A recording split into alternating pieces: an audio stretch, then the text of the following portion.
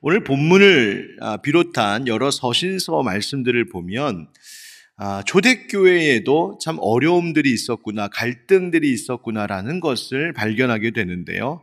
그 중에 가장 처음 두드러지게 드러난 문제가 무엇이었냐면 유대인들, 즉 유대교 출신의 그리스도인들과 이방인들, 즉 이방 출신의 그리스도인들 사이에 갈등이 있었던 점입니다. 어떤 갈등이었는가?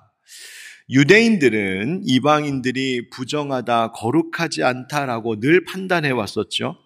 반면에 유대인 자신들은 일찍이 하나님께로부터 택함받은 선민의식, 우월의식으로 가득해 있었던 사람들입니다. 이방인들은 하나님의 율법을 받지도 알지도 못하여 행하지도 않았지만 우리 유대인들은 율법을 받았고 율법을 알고 율법대로 행하는 우리는 구별된 사람들이야, 우리는 거룩한 백성이야 라고 하는 자부심으로 가득하였는데 그것이 오히려 바로 그 유대인들의 교만함이 되지 않았습니까? 이것이 그들이 예수 그리스도를 믿고 따르는 그리스도의 제자들이 된 이후에도 그것이 계속 이어져 왔던 겁니다. 누가 하나님의 구원을 받을 수 있을까? 어떻게 해야 구원을 받고 하나님 나라 영생을 얻는가 하는 문제에 있어서 예수님을 믿고 영접하면 구원을 얻는다, 이 사실도 알고는 있었지만 유대 출신의 그리스도인들은 그것으로는 왠지 충분하지 않은 것 같아. 그래도 유대인이어야지, 그래도 할례를 받아야지, 그래도 율법을 지켜야지, 아브라함의 후손으로 구별된 족속, 육신적으로 아브라함의 피를 이어받아 율법을 지켜 행하는 자들에게 구원이 있는 것이지 저 이방인들에게 구원이 있겠어? 라고 하는 생각을 버리지 못하고 있었습니다. 이것이 초대교회의 문제가 되었죠. 바로 오늘 본문의 말씀이 그 문제가 대두된 사건이었고, 이 갈등, 이 대립을 초대교회가 어떻게 풀게 되었는지를 이야기해주고 있는 말씀입니다. 결론부터 말씀을 드리자면 하나님께서는 그 닫혀있는 문과 같았었던 유대교 출신의 그리스도인들과 이방 출신의 그리스도인들의 그 관계의 단절, 갈등을 해결하시고 그들에게 닫힌 문을 여시고 그들에게 닫혀있던 구원의 문을 활짝 열어주십니다. 특별히 이 일을 위하여서 하나님이 사도 베드로를 중요한 역할로 쓰시게 되는데 그 사도 베드로의 모습과 그를 통하여 역사하시는 성령님의 일하심 속에서 오늘 우리는 우리 가정 안에 있는 이 관계와 소통의 단절, 교회와 사회에 여전히 일어나고 있는 마치 닫힌 문과 같은 관계의 어려움들을 어떻게 열어가며 풀어가야 할 것인지 복음의 지혜를 오늘 깨달을 수 있을 것 같습니다. 사랑하는 성도 여러분, 오늘 말씀 함께 우리가 들을 때에 우리의 닫혀 있었던 관계와 소통이 회복되고 이어지며 온전히 다시 주 안에서 하나 되는 은혜와 기쁨이 교회와 가정, 더 나아가 이 사회와 이 나라 가운데 있기를 예수님의 이름으로 축원드립니다. 함께 따라합시다. 잘 설명하고 듣는 것이 필요합니다. 잘 설명하고 듣는 것이 필요합니다. 오늘 본문은 사도행전 11장의 9절부터 봉독했지만 앞에 있는 1절부터의 말씀을 함께 좀 살펴보면 1절부터 3절에 이런 말씀이 있습니다. 유대에 있는 사도들과 형제들이 이방인들도 하나님의 말씀을 받았다 함을 들었더니 베드로가 예루살렘에 올라갔을 때에 할례자들이 비난하여 이르되 네가 할례자의 집에 들어가 함께 먹었다 하니.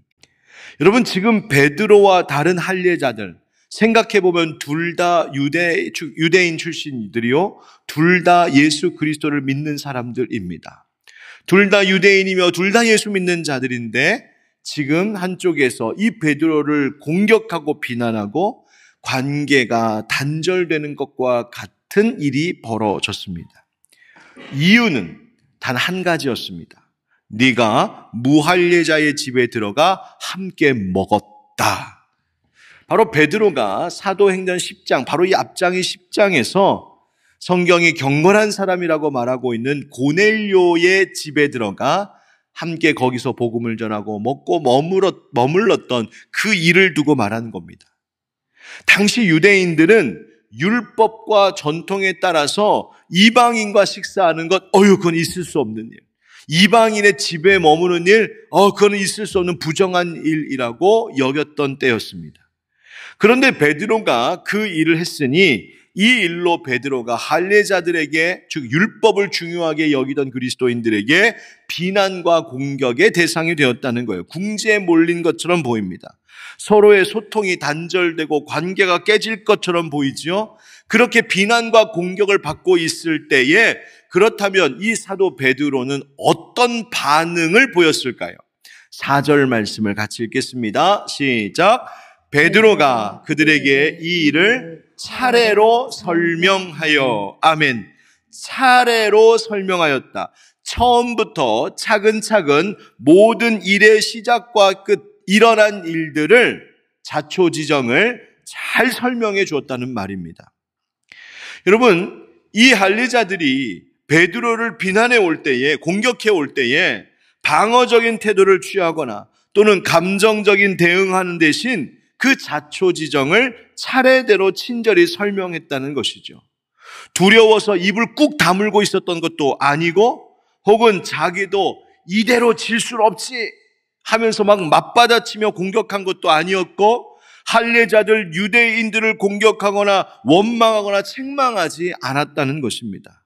다만 친절히 상대를 이해하고 배려하며 설명해 주었다, 이렇게 되어 있습니다. 그 결과는 무엇일까요? 이 이야기의 마지막 끝 18절에 이렇게 되어 있습니다. 우리 함께 읽어볼까요? 시작. 그들이 이 말을 듣고 잠잠하여 하나님께 영광을 돌려 이르되, 그러면 하나님께서 이방인에게도 생명 얻는 회개를 주셨도다 하니라. 아멘. 잘 설명하고 잘 들었더니 해결되었습니다. 여러분, 이 베드로와 다른 유대인들의 대화와 관계가 다시 소통하고 열리게 되므로 어떤 일이 벌어졌냐면, 하나님의 뜻과 하나님이 하시고자 하시는 일이 무엇인지를 깨닫게 되는, 즉 하나님과 사람들 사이의 소통이 정상화되었고, 이방인들에게 닫혀 있었던 구원의 문이 활짝 열리는 일이 시작되었습니다. 또 유대인들과 이방인들 사이에 있었던 그 거대한 장벽을 허물고 그들 사이의 관계가 다시 열리게 되는, 바로 십자가에서 우리 구주 예수 그리스도께서 자기를 화목제물로 바치셨던 그 이유와 목적이 이루어졌다는 것입니다. 여러분 잘 보십시오. 설명이 잘 되고 잘 들으니 이해와 변화가 생겼다는 거예요. 여러분, 우리는 어떨까요? 살다 보면 서로의 생각과 뜻이 다를 수 있습니다. 한 가족 안에서도 별로 그렇게 중요하지 않은 것 같은 일들 속에서도 서로 생각이 다릅니다. 함께 한 차를 타고 외식을 나가는 가족들이 뭘 먹을까 메뉴를 정하다 대판 싸우고 밥 안 먹고 그냥 집으로 돌아왔다. 가끔 우리 집에도 있었던 일 같기도 하고, 그런 게 우리들입니다. 부부지간에도 그럴 수 있습니다. 교회 안에서 목회자와 성도가 소통이 안 되기도 하고요. 성도들 사이에서, 같이 봉사하는 사람들 사이에서, 목장 안에서 소통이 안 되고 관계가 어려워지는 일들도 있습니다. 그럴 수 있습니다. 그런데 그때 이러한 일들에 대하여 우리가 어떻게 대응하느냐가 중요한 것이죠. 이것을 잘 대응하고 다루면 오히려 그 관계를 더 돈독하게 하는 좋은 계기가 될 수도 있지만, 그것을 올바르게 대응하지 않으면 오히려 상황을 더 어렵게 만들게 되지요. 어떻게 하는 것이 옳은 대응일까요? 베드로와 같이 감정적으로 대치하지 않는 것입니다. 감정적으로 대치하지 않고 친절하게 설명하는 겁니다. 누군가 나에게 비난하고 공격해 올 때, 네가 어떻게 나한테 그럴 수 있어? 너 어떻게 나한테 그렇게 말할 수 있어? 너 내가 하는 말이 무슨 말인지나 알아? 너 지금 나 무시하는 거야? 학시! 뭐 이러면서 그렇게 할 것이 아니라, 감정의 대립으로 악화시키는 것이 아니라 친절하게 잘 설명하고 겸손하게 듣는 것이 필요합니다. 인격적인 공격이나 무시함이 되지 않도록, 심지어 상대가 나를 먼저 비난하려 해도 지금 할례자들이 베드로에게 그런 것처럼 똑같이 맞받아치지 말아야 한다는 겁니다. 여러분, 우리가 얼마나 서로 잘 듣지 않다가 오해하고 감정적으로 격해질 때가 많습니까? 여러분, 잘 설명하는 노력이 필요합니다. 설명은 어떻게 하는 거냐면 친절하게, 자세하게, 진실하게 하는 겁니다. 상대가 말하는 것 잘 듣는 것, 듣기는 어떻게 하는 거냐면 주의 깊게 마음 열고 끝까지 듣는 겁니다. 야고보서 1장 19절 20절 말씀해 보니까 내 사랑하는 형제들아 너희가 알지니 사람마다 듣기는 속히 하고 말하기는 더디하며 성내기도 더디하라. 사람이 성내는 것이 하나님의 의를 이루지 못함이라. 아멘. 듣는 것 참 중요하답니다. 그런데 그렇다고 해서 입국 다물라는 말이 아닙니다. 더디하라고 하시는 거죠. 그 말이 뭡니까? 그는 아예 말하지 말고 살라 그런 이야기가 아니라 말하는 것보다 듣는 것을 더 우선하고 듣는 것을 더 많이 하라는 이야기입니다. 그런데 이 말씀 끝에 성내기도 더디하라 하시죠? 여러분, 우리가 말하다가 성내는 일이 있다는 거예요. 그러니 친절하게 대화하고 겸손히 들으라 하시는 겁니다. 사랑하는 성도 여러분, 우리의 가족과 우리의 교우들과 또 여러분 직장에서 서로 대화할 때에 한 번 더 친절하게 설명해 주십시오. 그리고 조금 더 낮은 자세로 경청해 주십시오. 그리고 성내지 마셔야 합니다. 그래야 하나님의 의를 이루어 갑니다. 우리 모두가 올바른 대화의 태도로 하나님의 의를 이루어 갈 수 있는 지혜로운 소통의 사람들 되시길 예수님의 이름으로 축복합니다. 따라합시다. 성령께서 하시는 말씀을 들어야 합니다. 성령께서 하시는 말씀을 들어야 합니다. 자, 그렇게 베드로가 비난과 공격을 받으면서도 자기에게 있었던 일을 친절하게 하나하나 설명하는데 그 설명의 내용인즉슨 바로 앞장 사도행전 10장에 있어 경험했던 이야기입니다. 그가 요바에 있을 때 기도하고 있는데 하나님께서 환상을 보여주셨죠. 환상 중에 부정한 동물들이 쌓여있는 보자기가 하늘로부터 내려오는데 이것을 먹으라 하시는 주의 말씀에 먹을 수 없다 하시니 주님께서 하시는 말씀이 하나님이 깨끗하게 하신 것을 네가 속되다 하지 말라 하시는 그 성령님의 음성을 들은 것, 이 환상이 3번이나 반복되었었던 이야기를 설명하여 들려줍니다. 그리고는 오늘 봉독한 말씀처럼 가이사라 고넬료의 집에서 자기에게 보낸 그 사람들의 인도를 받아 자기가 초대된 그 고넬료의 집을 방문하게 된 일을 설명하게 되지요. 그때 그 일에 대해서 하는 말이 12절에 이렇게 되어 있습니다. 성령이 내게 명하사 아무 의심 말고 함께 가라 하시매 이어서 형제도 나와 함께 가서 그 사람의 집에 들어가니. 자, 보십시오. 아무 의심 말고 그들과 함께 가라라고 명령한 분이 누구시라고요? 성령님이 그렇게 명령하여 말씀하셨다는 겁니다. 성령께서 말씀하셨고 그 성령님의 말씀 앞에 베드로는 자기의 신념, 자기의 고정관념을 깨뜨려 내려놓고 자기의 편견을 버렸다는 것이었습니다. 여러분, 고넬료라고 하는 이방인이 누구인지 기억하시죠? 로마의 백부장이었습니다. 이방인이었지만 하나님을 경외하는 자. 그런데 그가 기도하며 구제에 힘썼던 것을 하나님이 기억하셔서 그를 구원하시기 위하여 바로 베드로를 이 고넬료에게 보내셨던 사건이었습니다. 그래서 그 고넬료와 그 가정이 이방인이었지만 하나님께서 베드로를 통하여서 그를 구원하고자 하시는 역사가 있었고 이 일로 인하여서 유대인에게 뿐만이 아니라 모든 이방인들에게 하나님 구원의 문이 활짝 열리게 되는 이방인 선교가 시작되었던 것이었습니다. 바로 그 하나님의 깊으신 뜻, 하나님의 그 원대한 계획, 하나님의 놀라운 섭리 앞에 베드로는 자신의 생각을 내려놓고 성령님의 뜻과 명령을 따랐다는 겁니다. 하나 된다는 것은, 한 마음이 된다는 것은 어느 두 사람 사이에 어느 한쪽의 생각을 맞추라는 이야기가 아닙니다. 상대를 나에게 맞추도록 하는 시도가 아닙니다. 어디에다 맞춰야 되느냐? 너도 아니고 나도 아니라 바로 우리 위에 보다 더 참되신 진리에, 보다 더 뛰어난 지혜에, 보다 더 온전한 성품에, 보다 더 확실한 길을 주시는 바로 그 성령님께, 너도 나도 바로 그 성령님께 맞추어 가는 것, 그분의 뜻대로 우리 모두가 변화되어 가는 것, 그분의 뜻에 따라 우리 부부, 우리 가족, 우리 모든 교인들이 함께 다 같이 수정되어 가는 것, 바로 그것이 성령님께 맞추는 것이요, 그것이 우리가 하나 되는 길인 줄 믿습니다. 여러분, 성령 하나님께서 베드로에게 하신 말씀이 뭐였어요? 하나님이 깨끗하게 하신 것을 속되다 하지 말아라. 즉 너의 생각, 너의 판단, 지식과 경험, 너의 주장, 너의 전통, 너에게 익숙하고 옳다 여겼던 그 모든 것들 다 내려놓고 성령님 뜻 따르라, 성령님의 뜻에 맞추라 하시는 것입니다. 여러분, 이 말씀은 오늘날 우리의 시대, 우리의 세대에도 여전히 잔존하고 있는 여러 가지 종류의 편견과 차별, 경계심과 혐오심과 같은 것들에 대하여 말씀하십니다.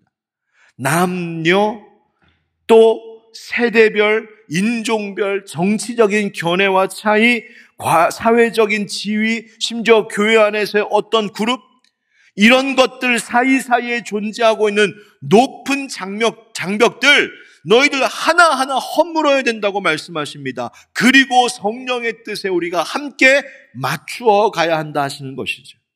왜? 이것이 바로 예수님께서 이 땅에 오셔서 십자가를 지신 이유이기 때문입니다. 에베소서 2장 12절부터의 말씀에 그때 너희는 그리스도 밖에 있었고 이스라엘 나라 밖의 사람이라, 이방인들이랐던 거죠. 약속의 언약들에 대하여 너는 외인이요 세상에서 소망이 없고 하나님도 없는 자이더니 이제는 전에 멀리 있던 너희가 그리스도 예수 안에서 그리스도의 피로 가까워졌느니라.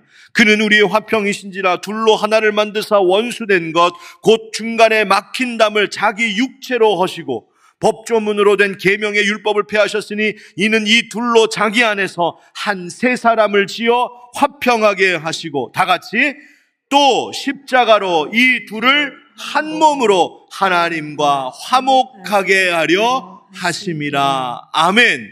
예수님께서 이 땅에 오신, 그리고 십자가를 지신 이유가 서로 차별하고 편견과 고정관념과 전통 가운데에 젖어서 서로 장벽 쌓고 있었던 우리들을 화해하여 하나 되게 하시고, 하나 된 그 한 사람을 하나님과 또한 화목하게 하시려고 예수님 우리에게 오셨다 말씀하시는 겁니다.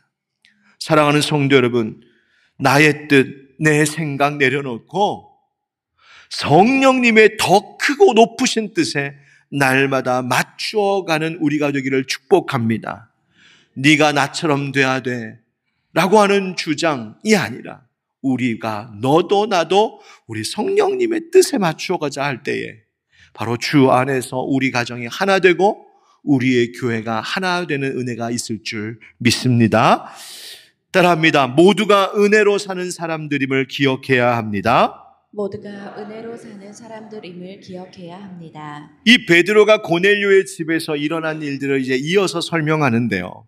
천사가 고넬료에게 이 베드로를 청하라 하여서 그 청함을 받은 베드로가 고넬료 집에 가게 되지요. 그리고 거기에 가서 복음을 전하자 거기에서 듣던 고넬료와 그 가족 모든 식솔들이 예수를 영접하고 회개하고 성령 세례를 받는 놀라운 역사가 일어났습니다.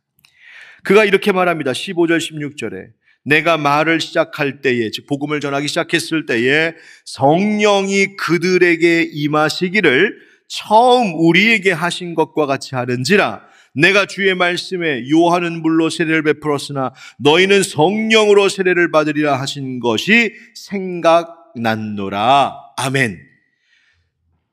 베드로가 말하기를 처음 우리에게 하신 것과 같이, 즉 우리도 예수를 처음 믿었을 때, 우리도 함께 모여서 간절히 사모함으로 기도할 때에 성령께서 우리에게 처음 임하신 것과 똑같이 그 이방인 고넬료의 사람들에게도 그 성령이 임하는 것을 내가 보았고, 그래서 그때가 생각났다 간증하는 겁니다. 그러더니 17절에 이렇게 말합니다. 우리 17절 같이 읽습니다. 시작. 그런즉 하나님이 우리가 주 예수 그리스도를 믿을 때에 주신 것과 같은 선물을 그들에게도 주셨으니 내가 누구이기에 하나님을 능히 막겠느냐 하더라. 아멘. 우리가 예수 믿을 때 여러분도 기억하지 않느냐? 그때에 우리에게 선물 주시지 않았느냐? 예수 믿는 믿음을 주신 것도 선물이었고 성령을 사모하여 우리에게 주실 때도 그것은 선물로 우리에게 그 성령님을 부어주셨노라. 그것을 상기시키고 있습니다. 여러분, 선물로 주셨다는 말의 뜻이 뭡니까? 우리에게 자격이 있고 우리에게 어떤 조건이 있어서 우리가 대가를 치루어서 하나님 그 선물 주셨다는 것이 아니죠. 그저 주님이 나를 사랑하셔서 우리를 있는 모습 그대로 받아주셔서 나의 허물과 죄에도 불구하고 우리에게 그저 사랑하셨기에 은혜로 선물을 주셨다는 거예요. 베드로가 기억한 것이 바로 그것이었습니다. 자기 자신을 포함하여서 우리 유대인 출신의 우리 그리스도인들, 우리도 은혜로 구원받은 것 아니지 않습니까? 사람의 외모를 보시지 않으시는 하나님께서 우리를 어떠한 겉모습으로, 우리의 육신의 어떤 조건으로 우리를 구원한 것이 아니지 않았습니까? 마찬가지로 하나님이 저 이방인들에게도 우리에게 주신 것과 같은 선물을 주신 것입니다. 하나님 그저 은혜로 베푸신 겁니다. 그러니 하나님이 하시겠다 하시는 일을 사람인 제가 어떻게 막을 수 있겠습니까? 바로 이것이 그들의 갈등과 대립을 해소하는 결정적인 힘이었습니다. 무엇입니까? 너나 나나 할 것 없이 우리 모두가 다 은혜로 사는 사람들이라는 겁니다. 은혜에 빚진 사람들, 은혜 때문에 오늘도 살 수 있는 사람들이라고 하는 올바른 그리스도인의 자기 인식이 바로 그 갈등을 해소하는 힘이 되었습니다. 예수 그리스도를 안에서 유대인과 헬라인 따로 없고 남자와 여자가 따로 없고 종과 자유인이 따로 없는 것, 그것을 선언한 것이죠. 여러분, 관계와 소통의 어려움, 갈등이 우리 가운데 있을 때 잊지 말아야 할 것, 우리 모두가 다 하나같이 은혜의 빚진 자들임을 잊지 않는 것입니다. 그것이 우리를 겸손하게 만듭니다. 상대에 대하여서 너그러운 마음과 관용을 갖게 합니다.